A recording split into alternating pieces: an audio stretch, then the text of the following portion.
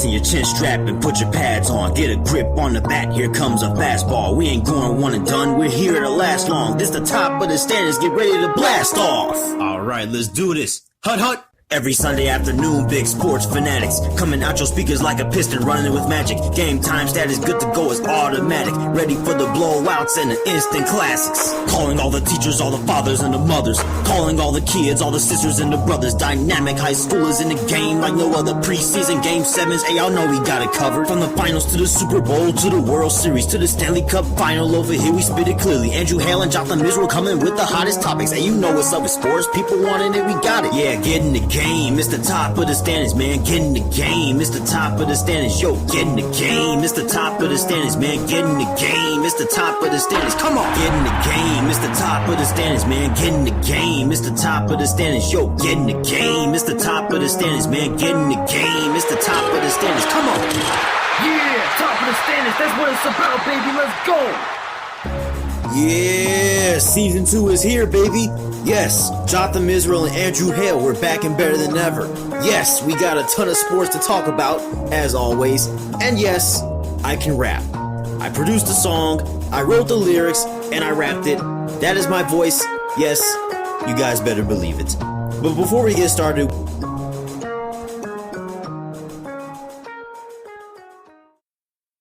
All right, Drew. So let's get this straight. Conference tournaments are arriving. They are coming again. Can we please make sure we can get through it this year? I hope so. I really do.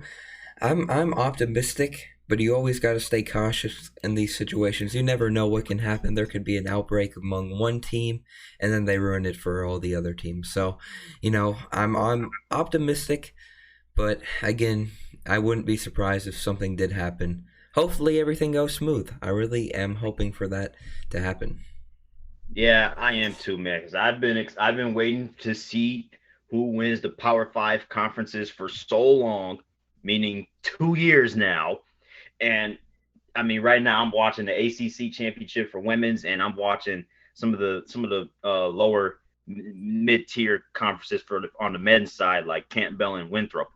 But I'm literally going to try to watch as many conference championships as I can this year. Because I mean, I learned last year and the year before that I really can't take them for granted, especially, not from the Atlantic Sun to the Atlantic Coast Conference. I really want to soak it all in.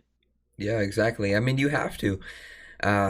It's a unique situation in sports. I mean, obviously, in the NBA, they're going to have, playoff games, but I don't think anything beats the excitement of a conference championship game or a tournament game for that matter. Oh, no, it's intense, especially when the conference is as stacked as, like, say, the Big 10 or the Big 12. Oh, boy, you have no idea who's going to come out of that. Yeah, on that topic, I want to know, there's been a lot of debate. Which conference would you rather take? Big 12, Big 10? Oh, I'm taking the Big 10. Yeah. Look, we figured that, we know the cream of the crop is, West Virginia, Oklahoma, Texas, and Baylor, and maybe Kansas if they can stay consistent. In the Big 10, you still have no idea who is going to stay consistent, who's going to stay inconsistent. Iowa's had their ups and downs. Illinois has had their ups and downs. Heck, even Michigan State has had their ups and downs. Michigan's had ups and downs. Yes, even though they only have 2 losses. Still, those 2 losses were a couple of big losses. Yeah. We'll say that. Embarrassing, I might add. And even, there's like all the teams in the Big 10, like, they can be good. Like, I think Indiana's a really, is a better team than what their record indicates, but yeah, they're in a conference that's so tough. It's just like, yikes. Like, there's a reason they're below 500. That conference is so tough, and you just don't know who's going to come out of it. And, it's just pure insanity, man. We saw it last year. Your Penn State Nittany Lions were, up there. They were going to make the tournament. So that's just direct proof on how crazy the Big Ten can be. Obviously, kind of struggled this year, but that's all right. It's been a crazy year for every conference for that matter. I mean, like you said, conference championships are on the way. I'm excited. Also, one big game today as well. as you can tell. Michigan State hat, Michigan State jacket. Michigan State everything. Of Green course. wall, Of the course. pennant in the background. Even though this is basketball, still see the football helmet in the background. Yeah, dude. It's a pretty perfect revenge day if you so to speak. I mean, Michigan went all out. I did not expect them to shoot confetti for winning the regular season Big Ten championship. I don't think I've seen it in person before, but I guess that's something new. I don't know if they usually do that, but I'll have to look back at previous regular season clinched conference championships at home. But that was the first time they were really happy. Like Michigan was really, really happy to win that regular season conference title. I hope they can keep the same energy in the postseason because that's when it gets real. Yeah, I wouldn't know about the celebration. I turned the game off. I'm not watching that. Yeah, I don't believe. Hopefully, it'll be a more competitive. I won't say more competitive, but closer game today. I hope so. I'd love to see it go down to the wire. I mean, I know it's a lot on the line. I mean, Michigan already has the conference regular season in their pocket, but Michigan State. I mean, that this would be a good win to have on their resume. You know, just to give them this would be a massive win to have. Right now, they're on the border. I don't know if they're getting in if they don't win this. If they win this, there's a better chance. But right now, if they lose, it'll be tough to get in my opinion. How far do you think you'll have to go in the Big Ten tournament to be like, okay, Michigan State is an at-large bid? I mean, I think just win this game and you're in my opinion. If you win this, I think you're in. But, I mean, hey, why not get the cherry on top? Go ahead and win some games in the tournament.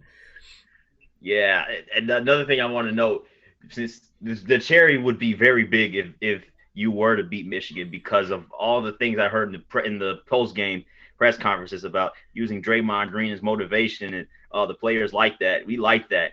It feels really good to do it against them. And I'm just like, oh gosh, this rivalry is real. Sheesh. Yeah, always has been. I'm not surprised. It's all right. It's all right. We won, back-to-back Big Ten championships. They can have it. Well, wasn't one of them over them? Oh yeah. I think it was the year before. Maybe it was last year. No, it was the year before. We won 3 straight games against Michigan. Oh, that was so great. And 2 in the regular season, then 1 in the Big Ten championship. That was fantastic. That was so much fun. I remember rooting for them because they were the underdog. I think they were the lower ranked team. I think they were like MSU was 9 and Michigan was like 3. Yeah, I don't think they were supposed to win any of those games, but they did. Yeah. And I was just like, dang, Michigan, this boy Cassius Winston. That's when I knew. Okay, this dude Cassius Winston can ball. Yeah, he can ball. Dude, we need him right now. He needs to suit up. Get over to East Lansing. Oh man, yeah, that is awesome. But we were talking about Loyola Chicago being a dark horse. They got one more step to go. I mean, I think they'll have an at-large bid regardless. I mean, they're ranked. I mean, I would assume if you're ranked in the top 25 that you're going to be an at-large bid at least. But this is an interesting game, even though it's not a Power 5 conference championship. Drake and Loyola Chicago. I mean, we talked about these two teams, previously. Remember when I jinxed Loyola Chicago? Like Drake just got the brakes beat off of them by the Ramblers, and then the Bulldogs came back and beat the Ramblers, and it was just like, oh my gosh, I can't wait for this game.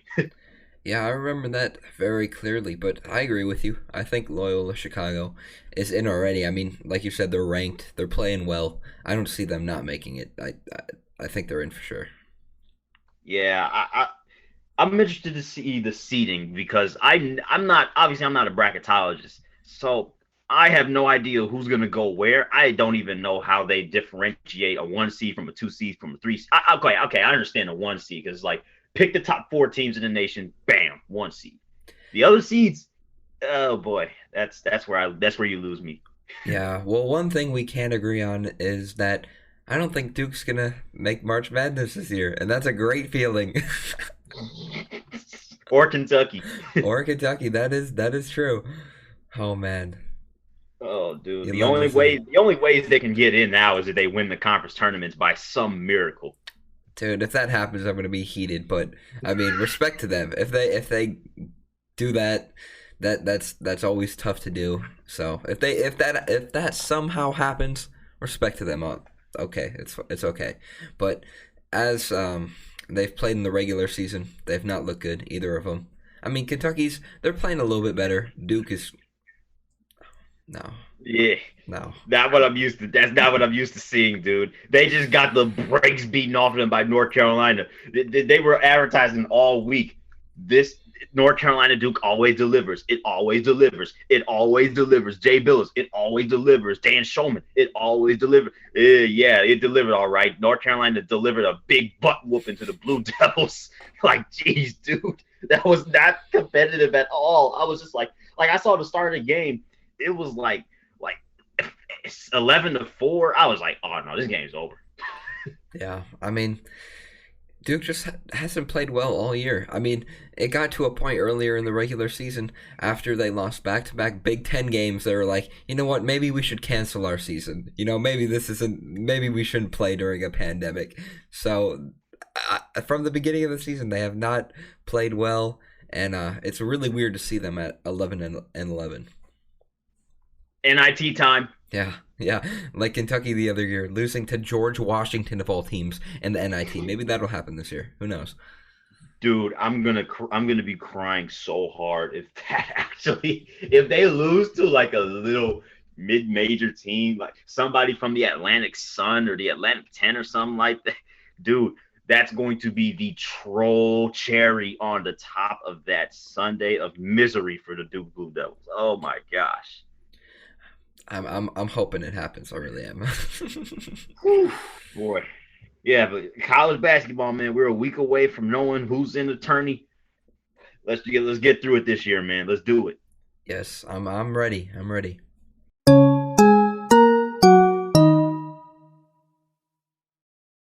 Okay, Drew. So the NBA All-Star event is today. I can't just say game because we got the whole shebang in all in one day. We got the slam dunk contest, the 3-point shooting contest, and the All-Star game in one day. I've been waiting for this day for so long because I'm just like All-Star Saturday night. I mean, it's decent, but I would love to see what would happen if it all got crammed in one day, and I finally get to see how that goes. Yeah, and it just got a lot crazier. You're mentioning COVID outbreaks and potential, things going on in college basketball. Well, no Joel Embiid, no Ben Simmons in the All-Star game because they came in close contact with a barber who tested positive for COVID-19. So we're already down 2 players. I'm assuming they're going to continue to play it today, but no replacements though. So Team KD has just gotten a little bit shorter. On some Super Bowl 55 Chiefs type stuff, man. Come on. Look, dude, let's be real. The last thing the Philadelphia Sixers franchise needs is those 2 guys to have COVID issues. I mean, this is undoubtedly the best season of the trust the process era. This is undoubtedly where they had wanted to be when they started doing all that tanking and the trust in the process, and this is where they wanted to be. Now they have to maintain it and go to higher levels in the playoffs. Right now it's not a good time for those 2 guys to start having COVID issues. Now you can point to. I mean, I think this right now is as good as any time if they were to get it, because all they're going to be doing is just missing the All-Star game if they have it. If they have it first and foremost, but if they have it now, they're going to miss the All-Star game, of course. But then they still got a break. And then they still come back later this week. So if any time, I think this is the best time if they were to get it. I mean, it's the All-Star game. Yes, it's important, but it's not as important as getting your team to the playoffs. Yeah, they don't play until Thursday, obviously. Yeah. But I mean, we still hope that they are, all right. Yeah. That they don't have COVID. I mean, you would rather not have COVID than have it. So, yeah. Hope Simmons and Embiid, aren't in that predicament. But if they do want a ray of hope, I mean, look at what Rudy Gobert and Donovan Mitchell are right now. I mean, top of their conference, very similar situation, top of their conference, doing really well with bouncing back and stuff like that. And that's if they and they did have COVID. We don't know about Simmons and Embiid, but I mean, sometimes it can spark a comeback, a little comeback of some sorts. Yeah, quite possibly. I don't know. You mentioned the Jazz. It's funny that they were the last two to get picked in the All Star game. What did LeBron say? He said, as a kid, no one grew up picking the Jazz in NBA 2K or Live or whatever. Dude, that was kind of funny. That was kind of funny. Yeah, it was funny, but man, it was disrespectful too. I was like, it's like it's like a harsh truth. I mean, yeah, he isn't wrong. I mean, it's a harsh truth because it's like people don't look at the Utah Jazz like that's a sexy franchise to play with in a video game. Like when you think of like teams that you want to play with, you're thinking of the big market teams, the big boy teams, the Lakers, what I'm saying, any team with LeBron on it, really. The Thunder of the old days, the Thunder were a really hot spot for a long time. Warriors. Yeah, the Warriors. You think of all the big time teams who had the big threes, Yeah. All those teams. Utah Jazz, it's just like they were looking at them like, yeah, we're sleeping on you guys. Yeah, Sorry. Karl Malone. Nice. Oh man, I wonder how NBA Live team picking was like in the 90s. Even though there was no online play, I wonder who, like when you would play locally. I mean, Who did you? I think I have a good answer. It's probably the Bulls. Yeah, I mean, you slap Michael Jordan on so many of the covers. Well, not so many of the covers, but you slap Michael Jordan on so many advertisements and stuff like that. That's automatic big money. And the Bulls always, that was their decade, man. But I mean, I don't know. I don't know who plays as the Bulls nowadays in video games either. But yeah, what LeBron said was a bit disrespectful, but it was also hilarious at the same time. It's almost like a better version of what Klay Thompson and Draymond Green did to Rodney McGruder. But I will say, Rodney McGruder, he got his clap back. I heard he had a nice game. Thank you. Yes, he after the Pistons have faced numerous injuries from Jeremy Grant to Lon Wright, Rodney McGruder has gotten some playing time, and he's made the most of it. I mean, I think their last game, he came in, he scored 5 points in 3 minutes. That's productive. Off the bench, coming in the game, get right into it. Really, really good stuff from Rodney McGruder. He's proven Klay wrong and Draymond wrong. Hey, respect to Rodney. He's proven why you should never judge a book by its cover. Yeah, and I will admit that maybe my LVP wasn't so deserving of Rodney McGruder because, and you know what?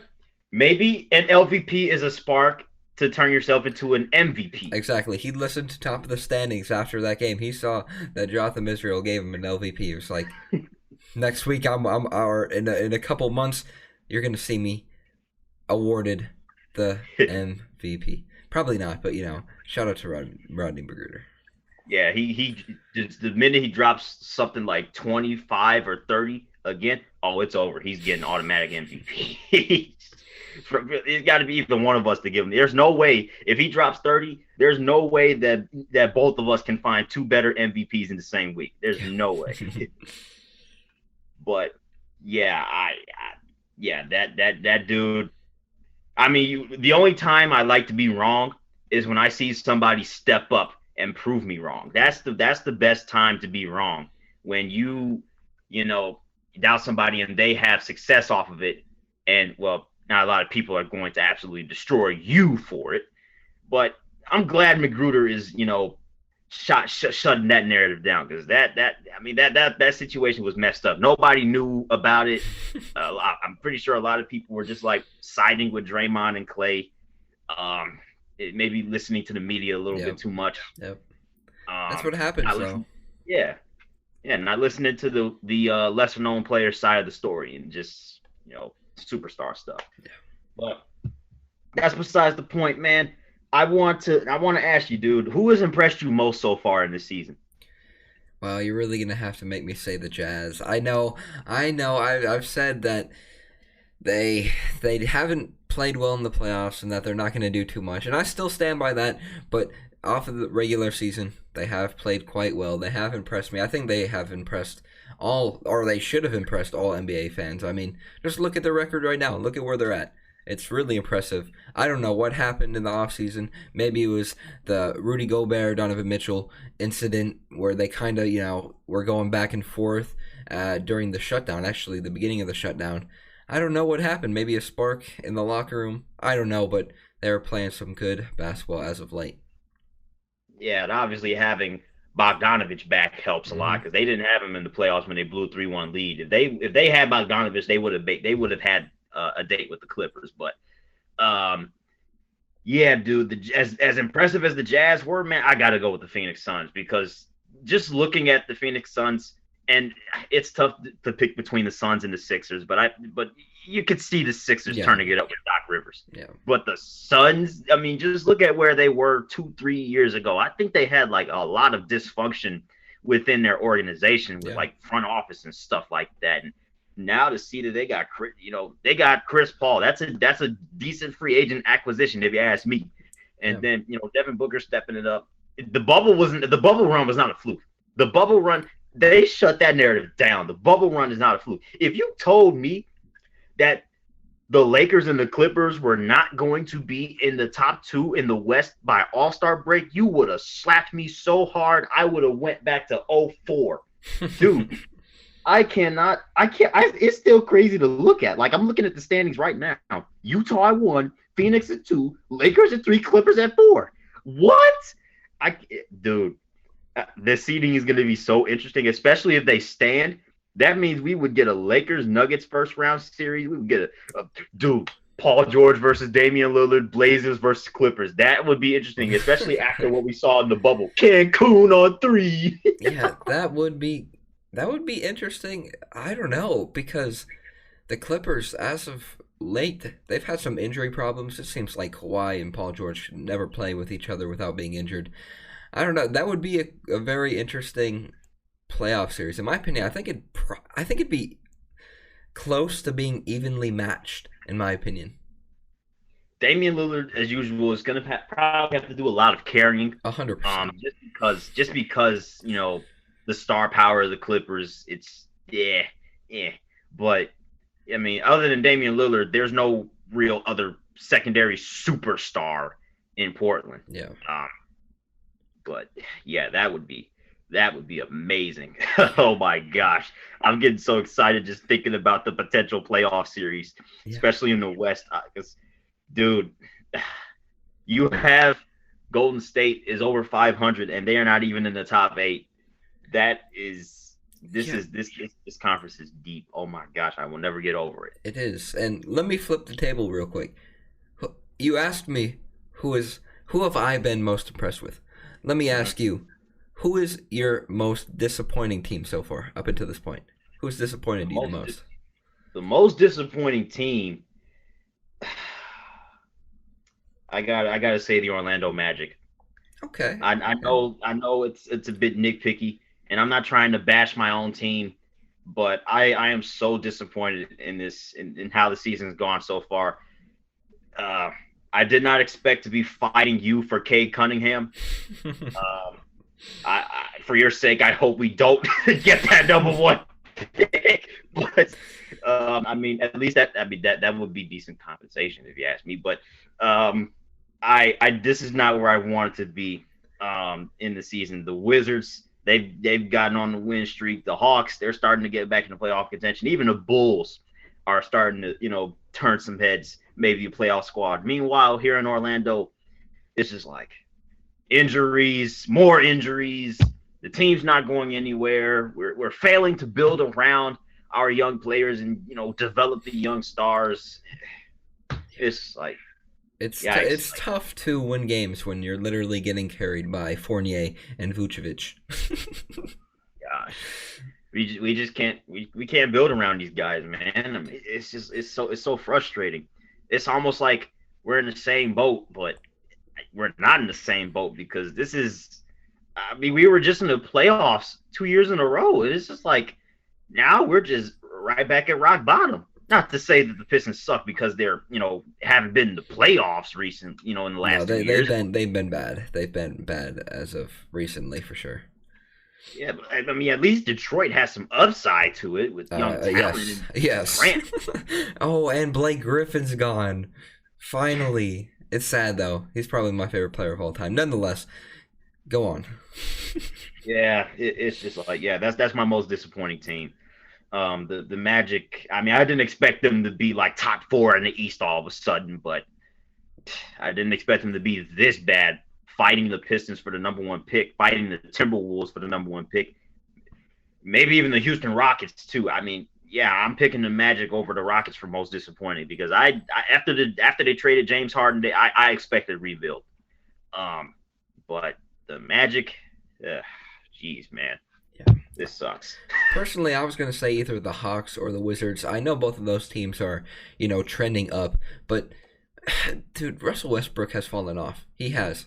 He really it's just kind of disappointing. He was at an MVP level the other year, and now it's tough for him to do anything. I know they're trending up, and I know they're playing better, but from that Wizards squad, when you have Bradley Beal, who's again an East starter. I mean, he's played out of his mind this season. And as for the Hawks, they've had a lot of injuries with a lot of their new players, but again, you would expect them to be up a little bit higher. They've already fired their coach. I mean, Trae Young, he needs some help. Obviously, he hasn't really gotten too much. They're trending up again, which is good, but you would just expect them to do a little bit better with all of their off-season acquisitions and stuff. It's both of those teams have kind of been disappointing this year. Yeah, I mean, there with the disappointing teams, there's always, the overachieving teams. I mean, we figured in the Eastern Conference there's going to be somebody that's like, "Oh, wow, you're in playoff contention. Great job." And then there's going to be those that you think they're going to be in that dogfight, but it's just like, it's disappointing. For those overachieving teams, dude, I like where the Charlotte Hornets are at. I think LaMelo Ball is doing a really good job of being a rookie, a good rookie in the NBA, maybe rookie of the year. And yeah, dude, I'm just excited to see how the East turns out because it's going to be a dogfight till May. Yeah, 100%. Overachieving. The Knicks. What about the Knicks? What about the Knicks? Yeah, see, I'll definitely tap more to them later, but dude, the Knicks are over 500. They're going into the All-Star break. When was the last time the New York Knicks were above 500 going into the All-Star break? Probably when they had Melo. Maybe, but that's insane. If the standings stand right now, then we would have Celtics Knicks, which that's already automatic big market stuff. New York versus Boston is already. Dude, I should have said most disappointing is Boston. They've been pretty bad. not where we expected them to be, right? Yeah. Dude, you want to talk about Russell Westbrook regressing? Kemba Walker has just been on a avalanche. I can't believe how much he's regressed. It's sad to see because I really liked Kemba, especially when he was in Charlotte. But ever since he's gotten to the Celtics, it's like, dang, he hasn't been himself. No, where's the cardiac Kemba? Where's the step back? You know what I'm saying? Dagger in the clutch. Yeah, I mean, I've just been impressed with Jaylen Brown. I mean, he's turning into a superstar in my opinion. Oh yeah, look, bro, that 1-2 punch of Tatum and Brown, that's starting to become something serious. Oh yeah, I mean for sure, both of those players, I wouldn't say generational talents, but they're definitely growing into the superstar role for sure. Oh yeah, kind of like Paul Pierce ish, Yeah. just more athletic. But yeah, dude, I look. There was a point where I believe the Celtics were like at 500 or below 500. Yeah, they won their last 4, so yeah, they were below 500 too. They were 15 and 17 at one point. I did not expect that to happen, and then to be in the same boat as the Bulls and the early season Raptors. Yeah, I was like, don't tell me, don't know. This team has to make the playoffs, or else there's going to be some major problems in that organization. You're right. You're right. Yeah, but All-Star break, I mean, let's enjoy it as fans. Hopefully nobody gets screwed by COVID again. Hopefully everybody can get past their set of games, and well, let's see our season end on May 16th, which is a Sunday. Usually the seasons end on a Wednesday, but looks like it's going to end on a Sunday. So that's interesting. Yeah.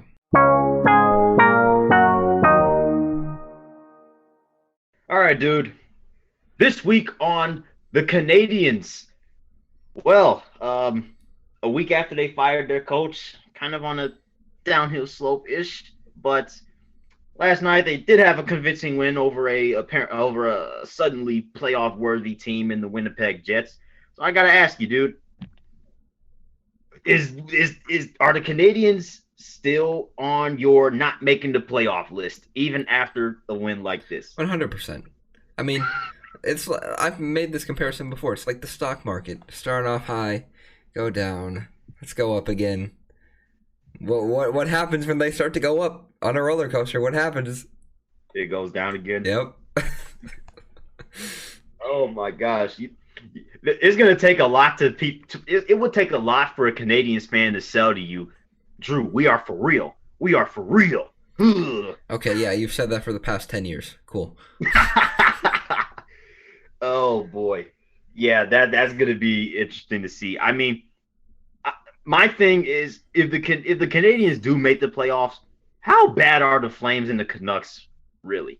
I mean, because that's what I'm saying. I mean, it's almost inevitable that they're going to make the playoffs when you're in a division filled with Ottawa and a struggling Calgary and even Vancouver, who hasn't played too well. So, again, if they make it, it's almost inevitable. But year in and year out, I've seen this story before.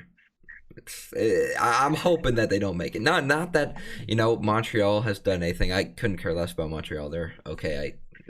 They're just. To me, I mean, it doesn't matter what they do, but from what I've seen these past 10 years, they start off strong, they start to decrease shortly after, but again, you're in a division with Ottawa, and that's from the beginning of the season. Ottawa's already they're not going to make the playoffs. They've already been checked out of the playoff watch. So that's 6 teams instead of 7, technically in the North Division racing, and I don't even know. I mean, I really want my Flames Oilers, but I mean, I wouldn't be mad if the Canadians made the playoffs. I mean, I like seeing underdog stories or whatever. I mean, I saw them beat the Penguins, which was pretty nice. But dude, I honestly do not have the foggiest clue how to look at this Canadians team going into the spring, because I mean, yeah, they fired their head coach. And, they just got this big win. I mean, what do I think about this? I got to see more. Yeah. Because, yeah, like you said, inconsistencies. Yeah, dude. You know who's really disappointing? The Sabres. They're literally the worst team. They're horrible. And I saw a good point. I forgot which analyst made it, but they have all this star power, and they're the worst team in the NHL. It's disappointing. They just, it seems like year in and year out, they can't do anything. Come on, Sabres. I want to see you be successful for once. Yeah, it frustrates me. I don't even know anybody on the Sabres team. I mean, it's frustrating because I love Buffalo. Buffalo, the city of Buffalo is dope, as dope of an American city as you will ever come across. Yeah. It just sucks to see how the Sabres are year in, year out, just at the bottom of their division, just hunting out for picks. Not hunting for picks. They try to be a playoff team, but dude, it's like, you got to be kidding me with how bad this team is. It sucks. I mean, at least Buffalo has the Bills on the rise now, but man, the Sabres. Finally. It would be yeah. Finally. Yeah. One of their teams is finally playing somewhat decent at the sport that they're in. But even the Devils have been bad. Red Wings, come on, continue to be bad. We cannot be out-tanked by the Sabres or the Devils or Ottawa. Come on, continue to lose. But it's actually okay because the Red Wings have scored a power play goal in 4 straight games. Oh my gosh, this is starting to become a lucky charm for you. I know, right? I need to reverse jinx. Everything. Any time my teams play bad, just need to reverse jinx them, and maybe they'll trend upwards. Yeah, dude, I guess so. But sticking with the Central Division, man, after having a skid in that Lightning series, we come back and win 4 in a row. So I mean, it's up and down with the Hurricanes. I don't know what to think about this team really, outside of you're a pretty good playoff worthy team. I mean, I'm happy. I mean, they have 16 wins in 23 games, so they're not getting all their points off of overtime losses or anything like that. But yeah, I guess I'm fine with content with where we're at. Yeah, you guys kind of lucked out though. If Nino Niederreiter would have gotten suspended, that would have been a big blow. Obviously, they just fined him for a couple $1,000. But if the Canes would have lost him, that would have been a tough break for their roster. Yeah, we would have had to do some reconfiguration. That was random. I've never seen a player hit a goalie like that. Yeah. Speaking of hits, didn't the Bruins and the Capitals have something happen? Oh yeah. I mean, no surprise when you have Tom Wilson on your team.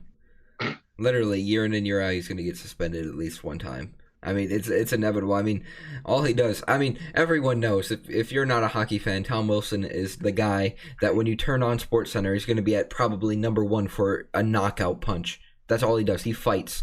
He isn't really known for his goal scoring or passing or whatever. He's known for his fighting and being a tough guy in the league. And he kind of proved that, getting suspended for 7 games. And recently, I don't know if it was this year, but at least once a year he gets actually a knockout punch. So, that's Tom Wilson for you. Well, jeez. Dang. Well, at least, Carlo, I hope he's all right.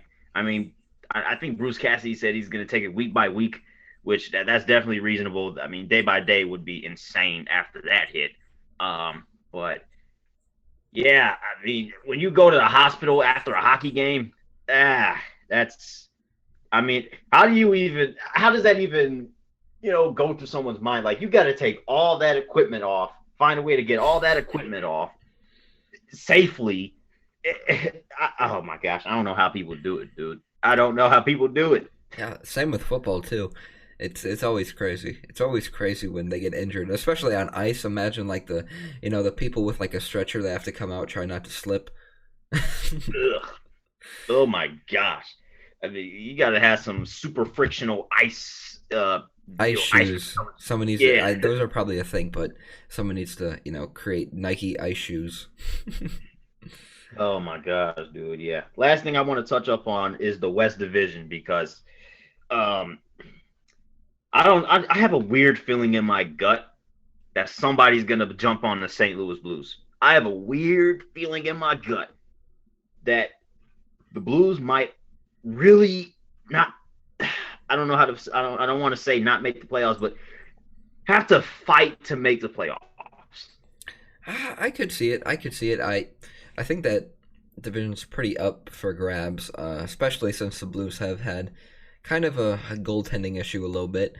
I don't know. I think you're right. All I know is that the Vegas Golden Knights. Come on, let's get it this year. Let's get it this year. Dude, they got the gold jerseys on their side. Oh my gosh. And helmets. And they got the red joints. Yep. Oh, dude, they have arguably the best uniform game in the whole NHL, dude. I mean, let's get them a ring. Let's get Vegas a ring, man. These guys finally. Dude, I would feel bad if I was like a fan of the Sabres. You play three years in the league and you've already gone to 2 Stanley Cups. Oh my gosh, dude. That would be absolutely sad. Oh my gosh. It's like Vegas, them in black and red is almost better than what the Sabres were in black and red already. And it's just like, you gotta be freaking kidding me. I mean, this is an expansion team. This is an expansion team. Yeah, they're too good. They're too good for being just an expansion team. Oh my gosh, dude.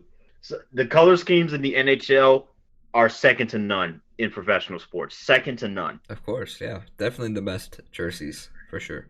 I don't know, dude. The Wild, the Kings, or the Coyotes for that last playoff spot. It's so interesting because it's like I didn't expect any of these three teams to really be deep into contention, but because their division is so small and half your division has to make the playoffs, it's just like, whoa, you know? Yeah, whoa is I know. I guess if I were to pick one, I'd say the Wild. I the Kings. I don't know. They've really struggled over the past few years. They just haven't really played great hockey. The Wild, they've made the playoffs a few times. I'm always confident in the Wild's ability, but I don't know. I guess we'll have to see. Yeah, I'm excited. I want to see, some of these teams that don't get too much national television attention get that attention, especially when they're in the playoff race. I'm tired of seeing all these Eastern Division teams. Like we always see Penguins, Islanders, Capitals, Bruins, Flyers. It's just like, yeah, okay, we get it. They're good teams. We get it. They're the Eastern Division. But dude, give me some Blue Jackets. They're trying to fight for their sake of their franchise. Give me some Canadians. I mean, give me some Kings, some Coyotes, maybe. I don't want to see the freaking the Senators, the Sabres. No offense to Buffalo, even though I love you, but we don't. Dude, the Islanders are clapping the save right now. Yeah. Why? Yeah, it's crazy. NHL is always crazy. I mean, we see it year in and year out. Like I said, Montreal, that they're direct proof of how crazy the NHL can be. Okay, Drew, I want to dive into a little bit of controversy because I feel like this has been a very controversial and mischievous week of sports. I've seen quite a few, let's say, questionable things. I want to start with the Flames because after they fired their head coach, the coach after that is kind of in some heat, and I'm just like, I'm looking at the headlines. I got to read the story, but I'm just like, dude, the Flames can't catch a break with these coaches. Like, and that's the thing about professional sports. It's like nowadays you're seeing more people get exposed and getting blasted for doing bad things. I'm just like, yo, y'all were doing this for so long and getting away with it. Well, another thing that was interesting to me about coaches was when the Timberwolves fired their coach and then immediately hire another coach from another team almost hours after. I've never seen that before. I don't know if that's ever happened in the NBA. That was just so random. Usually they have an intern head coach off the bench, but instead it's like they kind of knew that, their first coach was going to get fired at some point. So they were always on the lookout for another one. And they ultimately got the coach that they wanted in the end, which was kind of odd. They probably should have waited until the season was over, but Yeah, I didn't. When they said expected to hire Raptors assistant, whatever, I'm like, wait, what? You're not gonna hire. You're not gonna have your interim step up or anything. You're just gonna hire another coach off the jump. I'm like, yeah, like you said, Drew. I had never seen that in my life before. I was like, whoa. You like you said, usually it's a process, Yeah, it definitely, it's like they were looking to hire him all along, and I guess they just decided to do it in the middle of the season. Oh, geez, man. Yeah, that's absolutely insane. Um, but yeah, dude, I just wanted to highlight that because I've seen so many things. I can't name it off the top of my head. I've seen so many things in sports, where people in power and a lot. I mean, it's happening. It's been happening a lot recently. We already talked about how sportscasters are getting caught for being out of line, and you're seeing all these coaches and staff members of these certain teams, and it's just like we're starting to see, this. I don't want to say this is a revolution, but it's more of an evolution, kind of like a turning point in professional sports and stuff like that. Maybe even collegiate sports if you want to go there, but that's a whole different realm too. Yeah, I suppose.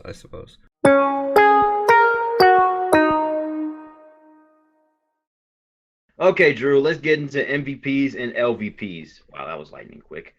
Who is your MVP? My MVP is my boy Daryl DK. You most soccer fans probably know him for playing at Orlando City, but Orlando City actually loaned him to Barnsley in the UK, and so far he's playing well in his first tenure with a professional team. Barnsley, they play in the championship, and what that is essentially the second tier of English football. So they're in a decent league. They play good competition. Sometimes they might play Chelsea like they did earlier this year, one of the more bigger soccer teams in the world. But so far in 7 games. And Daryl DK is only 20. It's crazy. He was born in 2000, and he's already playing professional soccer overseas. It's crazy. But nonetheless, in 7 games playing professional soccer, already has 3 goals, playing real well. Daryl DK. I'm kind of nervous. I hope Barnsley, gives DK back to Orlando City. But if he decides to stay in Europe, that's okay. He'll only progress and get better. Wow. Soccer is such an interesting sport, isn't it? I mean, a lot of, obviously it's not the most popular sport in America, but it's the most popular sport in the world. And there's so many, I think you said this last week. Soccer is so interconnected. It's like all these leagues are combined into one league. Like you can trade, I think you say you could trade a player from one league to a different league. Like it was exactly like I just said, the MLS traded him to a second tier, English football league from the MLS. That is insane, dude. Wow.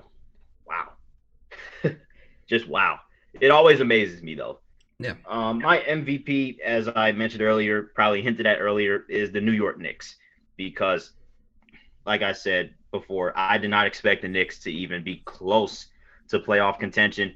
Julius Randle has been, stepping up. A lot of the players on the Knicks, a lot of people are telling me it's Tom Thibodeau. It's Thibodeau that's making this team, get to this point because, the Knicks are one of the best defenses in the league, silently one of the best defenses in the league.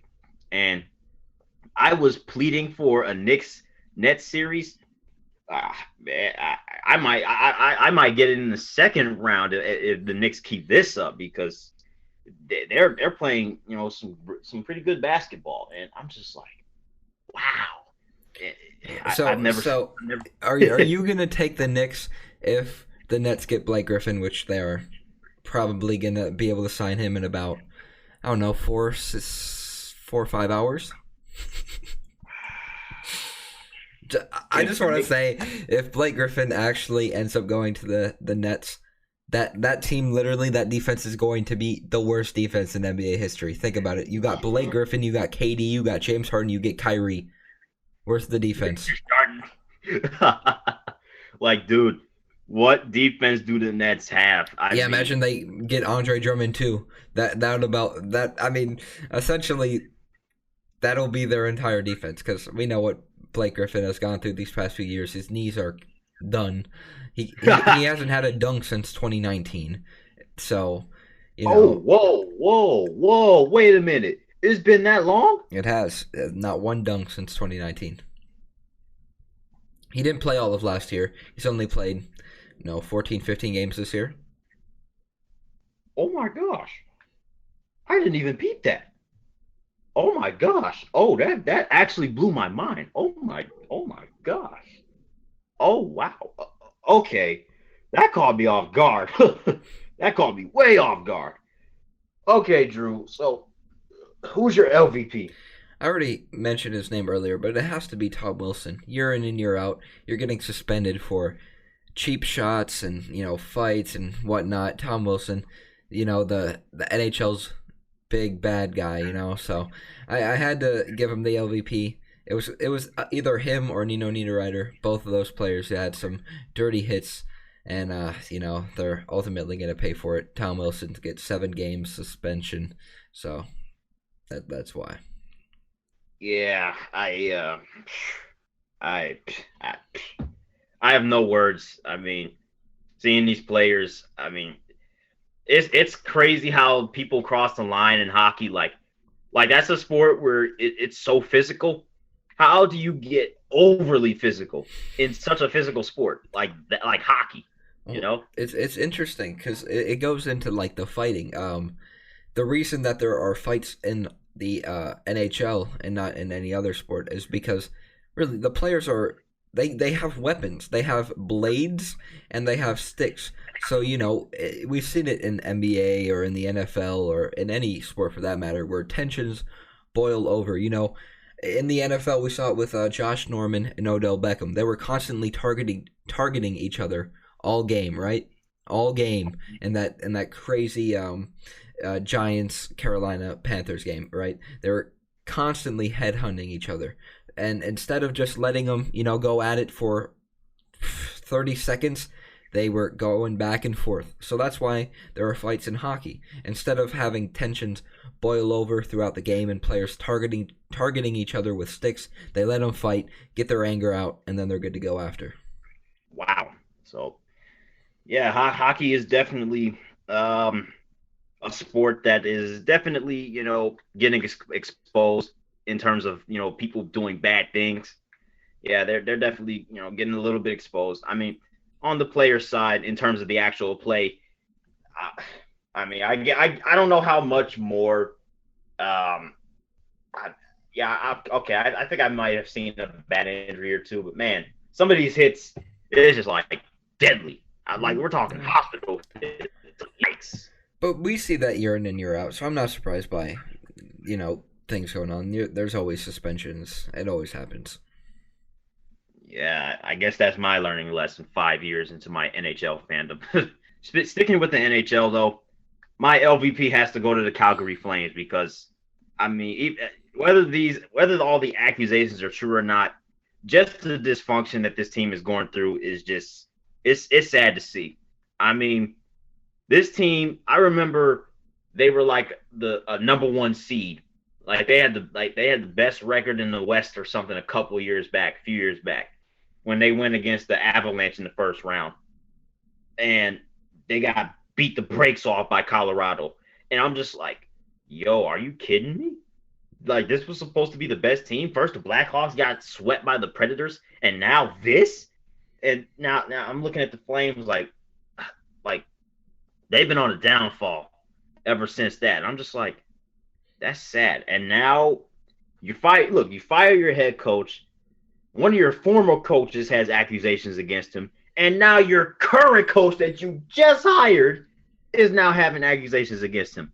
Whether the accusations are true or not, I don't care. The fact that the Flames have to deal with this dysfunction, that's big enough of an L as it is. Well, did you see the Battle of Alberta last night? There were some fights. You wanted it. I mean, at least that's a bright side for the Flames. They put on a show when they go against the Oilers. That's their bright side. Dude, it turns into WWE every single time they play. At least one fight. It's necessary. Woo! You love to see it, man. You love to see it because I'm telling you. You know what? I think I have a little thing. Ever since Rodney Magruder got handed the LVP, he's turned himself into MVP candidate type stuff. Okay, I thought you were talking about NBA MVP. I was like, whoa, let's not get too ahead of ourselves. Okay, I get it now. Top of the standings MVP, sure, I get it. I saw that look in your face, huh? like I was about to leave. Whoa, not NBA MVP, not MVP. The top of the standings MVP, but maybe the Flames will take this LVP and make the playoffs or something. Maybe prove you right and bounce out the Canadians, and I get to see my Flames Oilers playoff series. Yeah, I hope that is the case as well.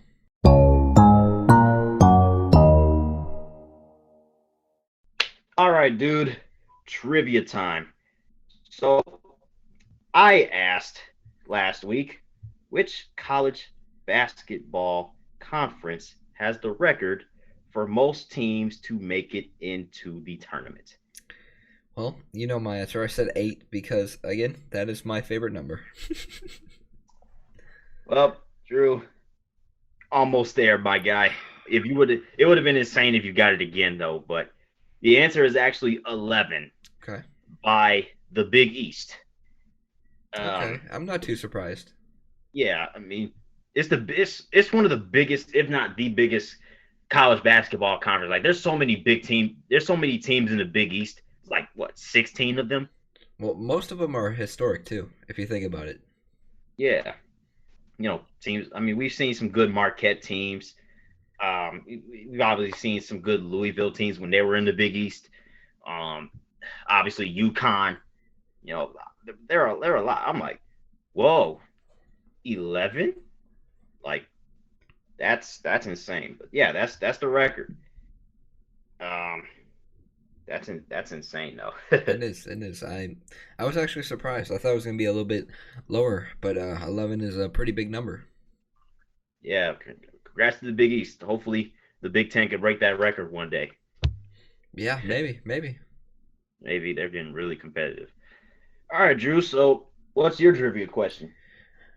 I was trying to find an interesting trivia question, but then I thought to myself, it's college basketball season. Let me just go back to back college basketball questions. All right, so this one's a little bit interesting. It's completely random, but it's a crazy trivia question. Are you ready? Yeah, I'm ready. What college basketball team has the most points in a singular March Madness game? How many points did they have?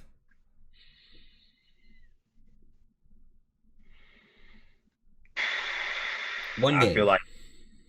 feel like this is not in. This had to have been eons ago. Most points in a March Madness game. Yeah, in total. Oh, this had to be For the eons. singular team. How many points did they have in one game? Oh, this had to have been centuries ago or something. Let me give you a hint. 1990. Oh, we're talking 20th century. Yeah, I don't know. And it's a tough one. It's not a team you probably expect. Maybe not. I'll have to dig into my college basketball video game 2K8. College Hoops 2K8. Shout out to 2K Sports for dropping bangers back in the early 2010s, late 2000s. But yeah, that's an interesting trivia question. Most points in a single game in the March Madness, right? How many points did they have? Who did it? Okay, testing my history. Yep. Testing the history. As Gotcha. usual. As usual. Yeah, dude. We talked about a lot today. In less than an hour. Can you believe it? I can actually. We've been better on time management, I suppose.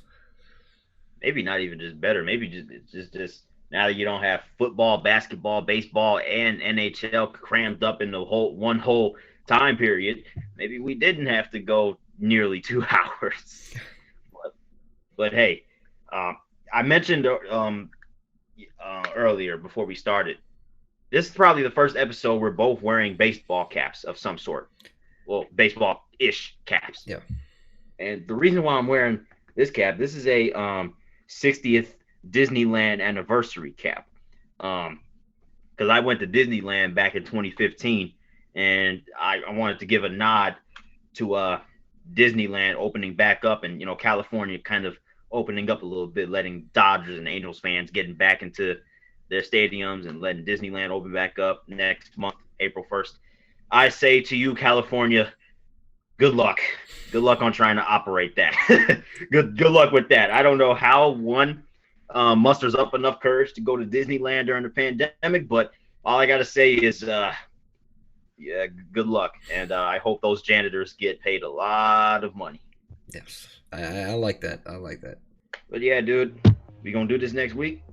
Yeah, I am. I'm looking forward to it. All right, everybody. If you enjoy this podcast, give us that 1, 2, 3, 4, 5-star rating on Apple Podcasts, Google Podcasts, or whatever streaming device you're listening you're using to listen or watch Top of the Standings. Give us a like, comment, subscribe on YouTube if you're watching there. Give us a follow on Instagram, Twitter, and Facebook, the Big Three. We'll see you guys next week. This has been episode 30 of Top of the Standings. Half of this number. Peace. We'll see you next week.